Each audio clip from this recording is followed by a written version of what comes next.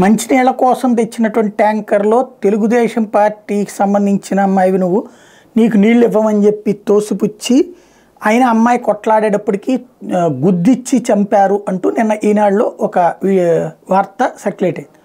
దాని మీద ఇప్పటివరకు ప్రభుత్వం అధికారికంగా ఎట్లాంటి సమాధానం చెప్పట్లేదు, లేదా పోలీసు అధికారులు చెప్పట్లేదు. కానీ కేసు మాత్రం యాక్సిడెంట్గా క్లోజ్ చేశారు. దాన్నే లోకేష్ పవన్ కళ్యాణ్ నిలదీస్తున్నారు. నీళ్లు పట్టుకోవడానికి ట్యాంకర్ వద్దకు వచ్చిన మహిళను ట్రాక్టర్తో తొక్కించి చంపేస్తే రోడ్డు ప్రమాదం పేర్కొంటూ పోలీసులు కేసు నమోదు చేశారు. దీంతో పోలీసుల తీరు మీద విమర్శలు వెలువెత్తుతున్నాయంటూ పల్నాడు జిల్లా రెంటచింతల మండలం మల్లవరంలో శుక్రవారం వైకాపాకి చెందిన డ్రైవర్ వడితే మణికంఠ నాయక్ ట్యాంకర్ వద్ద మంచినీళ్ళు అడిగిన తెలుగుదేశం పార్టీకి చెందిన బాణావత్ సామునిబాయినిది ట్రాక్టర్తో తొక్కించాడు. తీవ్రంగా గాయపడి బాధితురాలు ఆసుపత్రిలో మృతి చెందారు. ఈ ఘటనలో నిందితుడి మీద హత్య కేసు నమోదు చేయాలని మృతురాలి సోదరుడు శ్రీను నాయక్ పోలీసులు ఫిర్యాదు చేశారు పోలీసులకి.